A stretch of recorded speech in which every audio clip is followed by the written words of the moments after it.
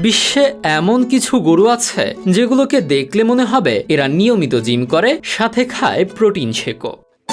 বিশাল এই পেশিবহুল শারীরিক গঠনের অধিকারী হলেও সবচেয়ে চমকপ্রদ ব্যাপার হলো এদের মাংসে ফ্যাটের পরিমাণ থাকে একেবারেই নগণ্য। জিনের এক অদ্ভুত মিউটেশনে এদের শারীরিক গঠন সম্পূর্ণ আলাদা রূপ নেয়।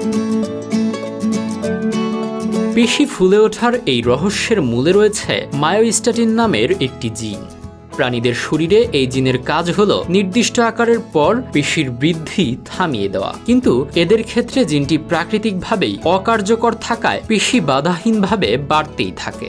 বিজ্ঞানের ভাষায় একে বলা হয় ডাবল মাসলিং। মূলত এই জিনগত বৈশিষ্ট্যের কারণেই ইউরোপের এই বিশেষ জাতটি আজ বেলজিয়ান ব্লু নামে বিশ্বজুড়ে পরিচিত। আমাদের ভিডিওগুলো নোয়াখালী থেকে দেখছেন মোহাম্মদ রায়হান রাফি, শরীয়তপুর থেকে দেখছেন আরিয়ান ঘোষ, নরসিংদী থেকে দেখছেন সামিয়া আক্তার, মোহাম্মদ সজিবুর রহমান দেখছেন চায়না থেকে এবং চিটাগাং থেকে দেখছেন সাইমং মার্মা। আপনি কোথা থেকে দেখছেন তা জানিয়ে দিন কমেন্ট বক্সে। অতিরিক্ত পেশির কারণে একটি পূর্ণবয়স্ক বেলজিয়ান ব্লু ষাঁড়ের ওজন গিয়ে ঠেকে প্রায় 1200 কিলোগ্রাম বা 1.2 টনে। প্রতিদিন এদের প্রয়োজন হয় 40 থেকে 60 কেজি খাবার এবং 50 থেকে 80 লিটার পানি।